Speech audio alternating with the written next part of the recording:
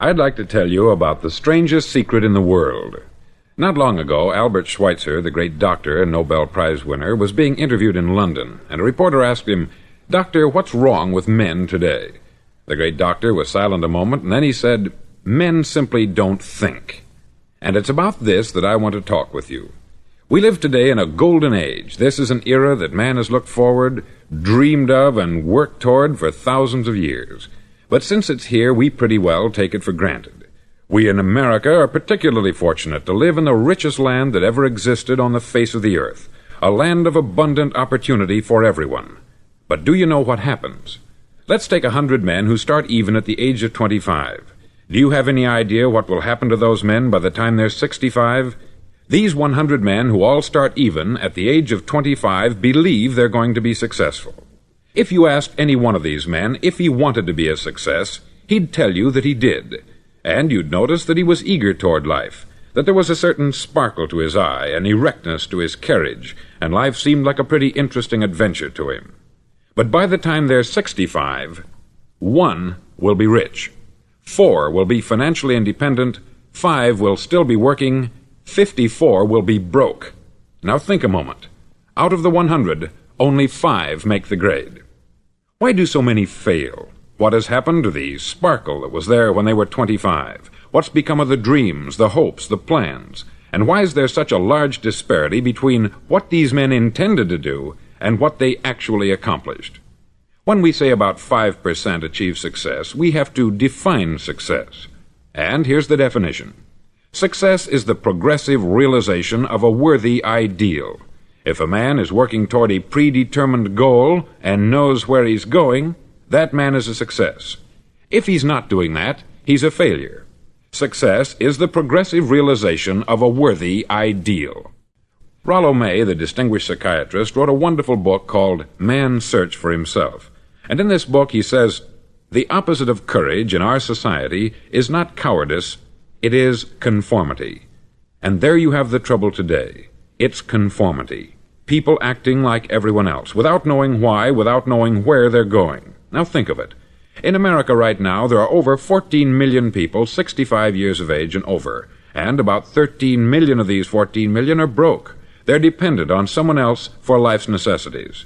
Now, we learn to read by the time we're 7. We learn to make a living by the time we're 25. Usually, by that time, we're not only making a living, we're supporting a family. And yet, by the time we're 65, we haven't learned how to become financially independent in the richest land that has ever been known. Why? We conform. And the trouble is that we're acting like the wrong percentage group, the 95% who don't succeed. Now, why do these people conform? Well, they don't know, really. These people believe that their lives are shaped by circumstances, by things that happen to them, by exterior forces. They're outer-directed people. A survey was made one time that covered a lot of men, working men, and these men were asked this question: why do you work? Why do you get up in the morning? 19 out of 20 had no idea. If you ask them, they'll say, everyone goes to work in the morning. And that's the reason they do it, because everyone else is doing it. Now let's get back to our definition of success. Who succeeds? The only man who succeeds is the man who is progressively realizing a worthy ideal. He's the man who says, I'm going to become this, and then begins to work toward that goal. I'll tell you who the successful people are. A success is the school teacher who's teaching school because that's what she wanted to do. The success is the woman who's a wife and mother because she wanted to become a wife and mother and is doing a good job of it. The success is the man who runs the corner gas station because that's what he wanted to do. The success is the successful salesman who wants to become a top-notch salesman and grow and build with his organization. A success is anyone who is doing deliberately a predetermined job because that's what he decided to do deliberately. But only 1 out of 20 does that. That's why today there isn't really any competition, unless we make it for ourselves. Instead of competing, all we have to do is create. Now, for 20 years, I looked for the key which would determine what would happen to a human being. Was there a key, I wanted to know, which would make the future a promise that we could foretell to a large extent? Was there a key that would guarantee a person's becoming successful if he only knew about it and knew how to use it? Well, there is such a key, and I've found it. Have you ever wondered why so many men work so hard and honestly without ever achieving anything in particular, and others don't seem to work hard and yet seem to get everything? They have the magic touch. You've heard them say that about someone. Everything he touches turns to gold. And have you ever noticed that a man who becomes successful tends to continue to become successful, and on the other hand, have you noticed how a man who is a failure tends to continue to fail? It's because of goals. Some of us have them, some don't. People with goals succeed because they know where they're going. Now think of a ship leaving a harbor, and think of it with the complete voyage mapped out and planned. The captain and crew know exactly where it's going and how long it will take. It has a definite goal. 9,999 times out of 10,000 it will get to where it started out to get. Now let's take another ship, just like the first, only let's not put a crew on it, or a captain at the helm. Let's give it no aiming point, no goal, no destination. We just start the engines and let it go. I think you'll agree with me that if it gets out of the harbor at all, it will either sink or wind up on some deserted beach a derelict. It can't go any place because it has no destination and no guidance. It's the same with a human being. Take the salesman, for example. There is no other person in the world today with the future of a good salesman. Selling is the world's highest paid profession, if we're good at it and if we know where we're going. Every company needs top-notch salesmen, and they reward those men. The sky is the limit for them. But how many can you find? Someone once said, the human race is fixed, not to prevent the strong from winning, but to prevent the weak from losing. The American economy today can be likened to a convoy in time of war. The entire economy is slowed down to protect its weakest link, just as the convoy had to go at the speed that would permit its slowest vessel to remain in formation. That's why it's so easy to make a living today. It takes no particular brains or talent to make a living and support a family today. So we have a plateau of so-called security, if that's what a person's looking for. But we do have to decide how high above this plateau we want to aim for. Now let's get back to the strangest secret in the world, the story that I wanted to tell you today. Why do men with goals succeed in life, and men without them fail? Well, let me tell you something which, if you really understand it, will alter your life immediately. If you understand completely what I'm going to tell you from this moment on, your life will never be the same again. You'll suddenly find that good luck just seems to be attracted to you. The things you want just seem to fall in line. And from now on, you won't have the problems, the worries, the gnawing lump of anxiety that perhaps you've experienced before. Doubt, fear, well, they'll be things of the past. Here's the key to success, and the key to failure. We become what we think about. Now let me say that again. We become what we think about.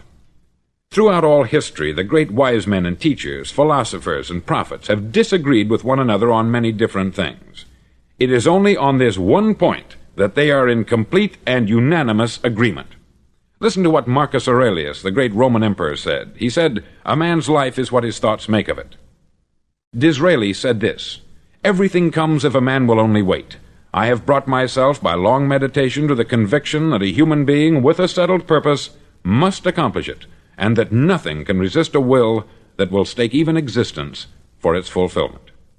Ralph Waldo Emerson said this, "A man is what he thinks about all day long."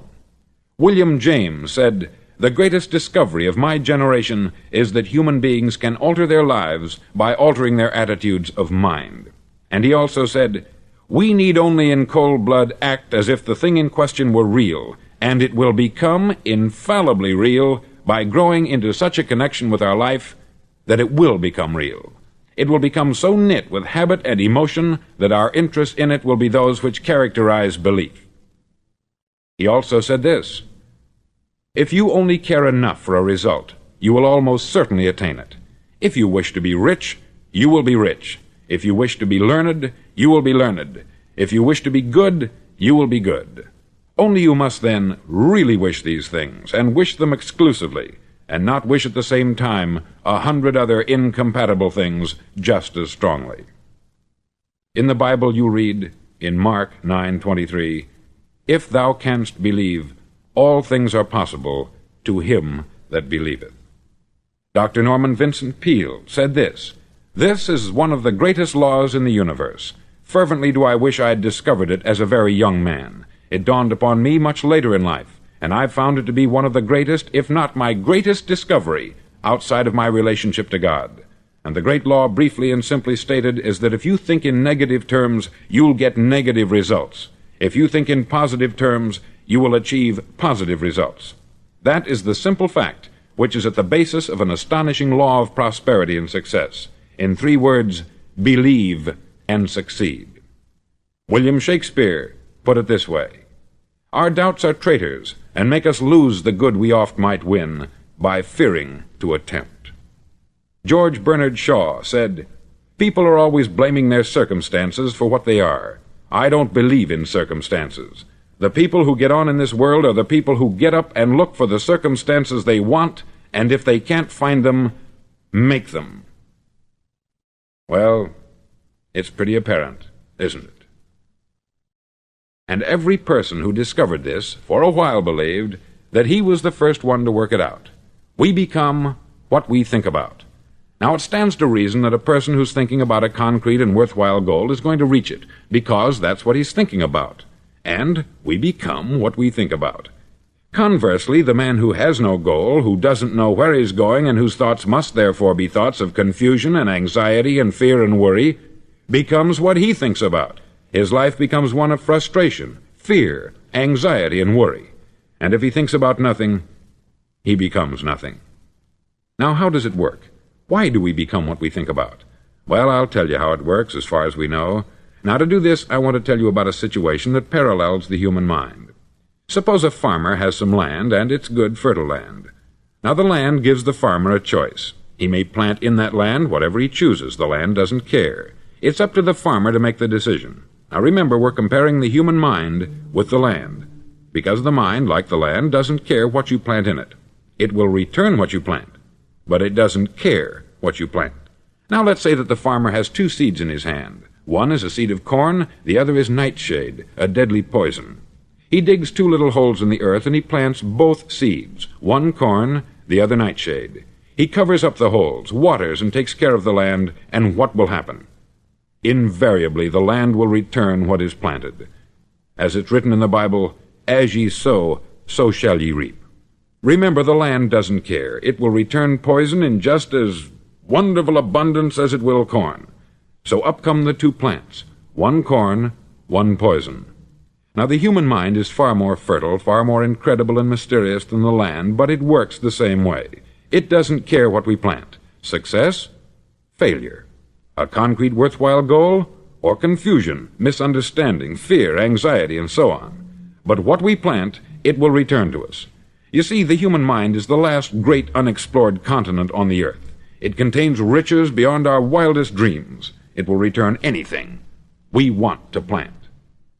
Now, you might say, well, if that's true, why don't people use their minds more? Well, I think they've figured out an answer to that, too.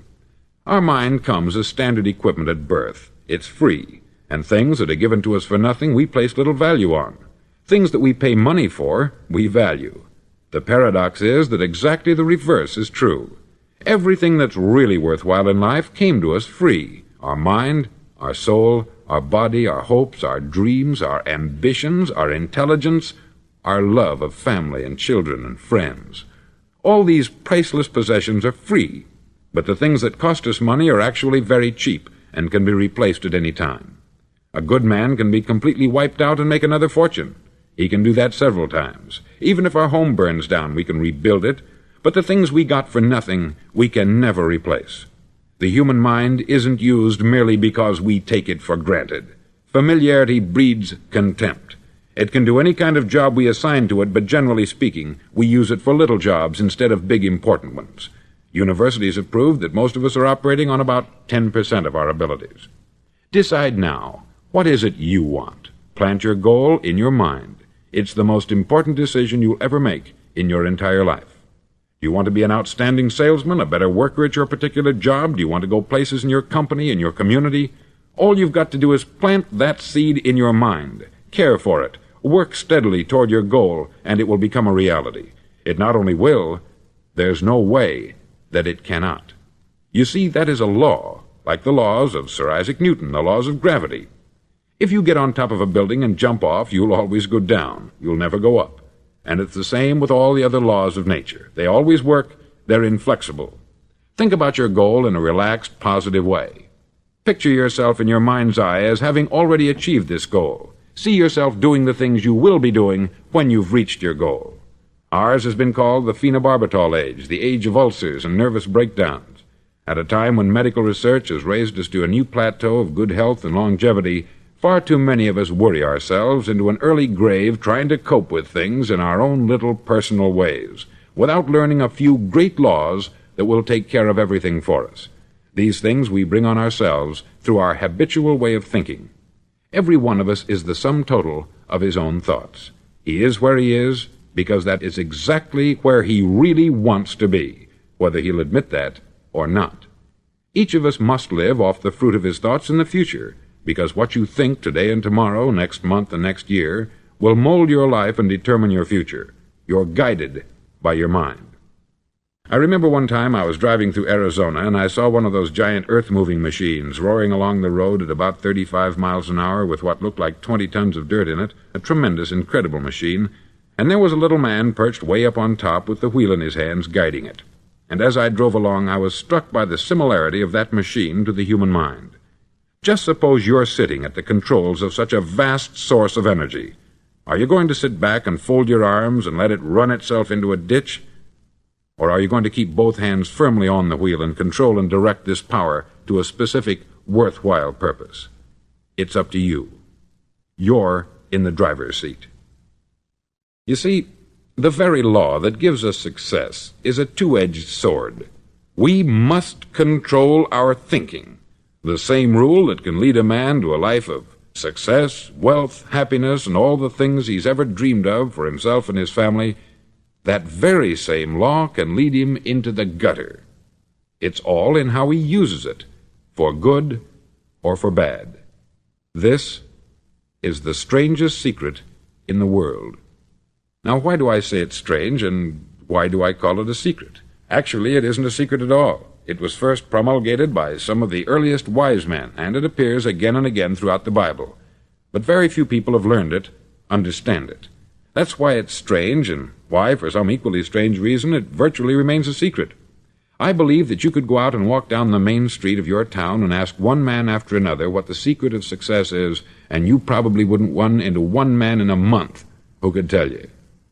Now, this information is enormously valuable to us, if we really understand it and apply it. It's valuable to us not only for our own lives, but the lives of those around us, our family, employees, associates, and friends. Life should be an exciting adventure. It should never be a bore. A man should live fully, be alive. He should be glad to get out of bed in the morning. He should be doing a job he likes to do because he does it well. One time I heard Grove Patterson make a speech, the editor-in-chief of the Toledo Daily Blade, and as he concluded his speech, he said something that I've never forgotten. He said something like this: "My years in the newspaper business have convinced me of several things, among them that people are basically good, and that we came from someplace, and we're going someplace. So we should make our time here an exciting adventure. The architect of the universe didn't build a stairway leading nowhere." And the greatest teacher of all, the carpenter from the plains of Galilee, gave us the secret time and time again. "As ye believe, so shall it be done unto you." I've explained the strangest secret in the world and how it works. Now I want to explain how you can prove to yourself the enormous returns possible in your own life by putting this secret to a practical test. I want you to make a test that will last 30 days. Now, it isn't going to be easy. If you'll give it a good try, it will completely change your life for the better. Back in the 17th century, Sir Isaac Newton, the English mathematician and natural philosopher, gave us some natural laws of physics which apply as much to human beings as they do to the movement of bodies in the universe. Now, one of these laws is that for every action there is an equal and opposite reaction. Simply stated, as it applies to you and me, it means we can achieve nothing without paying the price. The results of your 30-day experiment will be in direct proportion to the effort you put forth. To be a doctor, you must pay the price of long years of difficult study. to be successful in selling, and remember that each of us succeeds to the extent of his ability to sell, selling our families on our ideas, selling education in schools, selling our children on the advantages of living the good and honest life, selling our associates and employees on the importance of being exceptional people, to, of course, the profession of selling itself. But to be successful in selling our way to the good life, we must be willing to pay the price. Now, what is that price? Well, it's many things. First, it's understanding emotionally, as well as intellectually, that we literally become what we think about, that we must control our thoughts if we're to control our lives. It's understanding fully that, as ye sow, so shall ye reap. Secondly, it's cutting away all the fetters from the mind and permitting it to soar as it was divinely designed to do. It's the realization that your limitations are self-imposed, and that the opportunities for you today are enormous beyond belief. It's rising above narrow-minded pettiness and prejudice. Thirdly, to use all your courage to force yourself to think positively on your own problem, to set a definite and clearly defined goal for yourself, to let your marvelous mind think about your goal from all possible angles, to let your imagination speculate freely upon many different possible solutions, to refuse to believe there are any circumstances sufficiently strong to defeat you in the accomplishment of your purpose, to act promptly and decisively when your course is clear, and to keep constantly aware of the fact that you are, at this moment, standing in the middle of your own acre of diamonds, as Russell Conwell used to point out. Fourth, save at least 10% of what you earn. It's also remembering that no matter what your present job, it has enormous possibilities if you're willing to pay the price. Now let's just go over the important points in the price each of us must pay to achieve the wonderful life that can be ours. It is, of course, worth any price. 1. You will become what you think about. 2. Remember the word imagination. Let your mind soar. 3. Courage. Concentrate on your goal every day. 4. Save 10% of what you earn. And action. Ideas are worthless unless we act on them. Now I'll try to outline the 30-day test I want you to make. Now keep in mind that you have nothing to lose by making this test, and everything you could possibly want to gain. There are two things that may be said of everyone. Each of us wants something, and each of us is afraid of something. I want you to write on a card what it is you want more than anything else. It may be more money.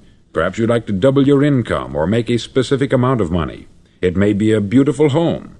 It may be success at your job. It may be a particular position in life. It could be a more harmonious family. Each of us wants something. Write down on your card specifically what it is that you want. Make sure it's a single goal and clearly defined. You needn't show it to anyone, but carry it with you so that you can look at it several times a day. Think about it in a cheerful, relaxed, positive way each morning when you get up, and immediately you have something to work for, something to get out of bed for, something to live for. Look at it every chance you get during the day and just before going to bed at night. As you look at it, remember that you must become what you think about, and since you're thinking about your goal, you realize that soon it will be yours. In fact, it's yours really the moment you write it down and begin to think about it. Look at the abundance all around you as you go about your daily business. You have as much right to this abundance as any other living creature. It's yours for the asking. Now we come to the difficult part. Difficult because it means the formation of what is probably a brand new habit, and new habits are not easily formed. Once formed, however, it'll follow you for the rest of your life. Stop thinking about what it is you fear. Each time a fearful or negative thought comes into your consciousness, replace it with a mental picture of your positive and worthwhile goal. There will come times when you will feel like giving up. It's easier for a human being to think negatively than positively. That's why only 5% is successful. You must begin now to place yourself in that group. For 30 days you must take control of your mind. It will think only about what you permit it to think. Each day for this 30-day test, do more than you have to do. In addition to maintaining a cheerful, positive outlook, give of yourself more than you've ever done before.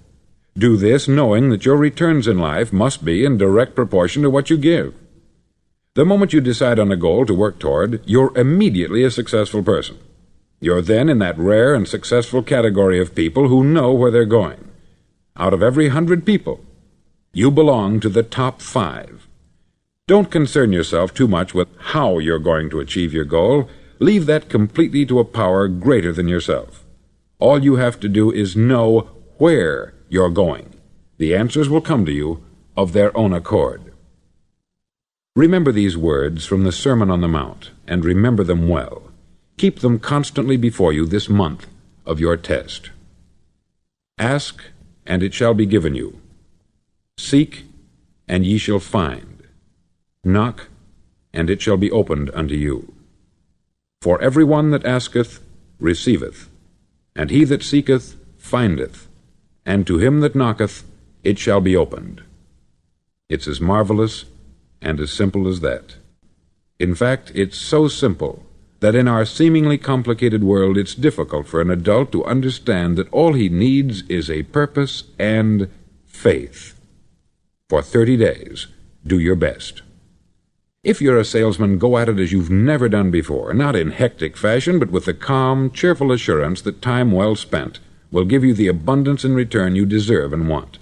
No matter what your job, do it as you've never done it before for 30 days. And if you've kept your goal before you every day, you'll wonder and marvel at this new life you've found. Dorothea Brand, outstanding editor and writer, discovered it for herself and tells about it in her fine book, Wake Up and Live.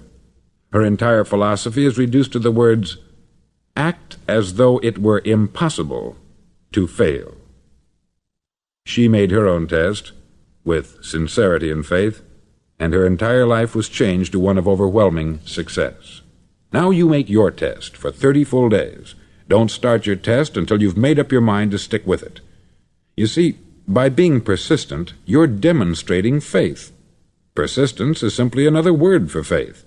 If you didn't have faith, you would never persist. If you should fail during your first 30 days, by that I mean suddenly find yourself overwhelmed by negative thoughts, you've got to start over again from that point and go 30 more days. Gradually your new habit will form until you find yourself one of that wonderful minority to whom virtually nothing is impossible. Don't forget the card. It's vitally important as you begin this new way of living. On one side of the card, write your goal, whatever it may be. On the other side, write the words we've quoted from the Sermon on the Mount. Ask, and it shall be given you. Seek, and ye shall find. Knock, and it shall be opened unto you. Nothing great was ever accomplished without inspiration. See that during these crucial first 30 days, your own inspiration is kept at a peak. Above all, don't worry. Worry brings fear, and fear is crippling. The only thing that can cause you to worry during your test is trying to do it all yourself. Know that all you have to do is hold your goal before you. Everything else will take care of itself.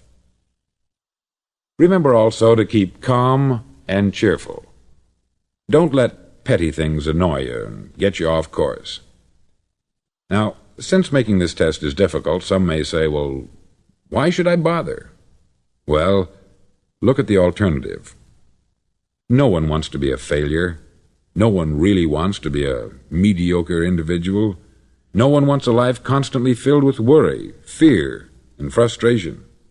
Therefore, remember that you must reap that which you sow.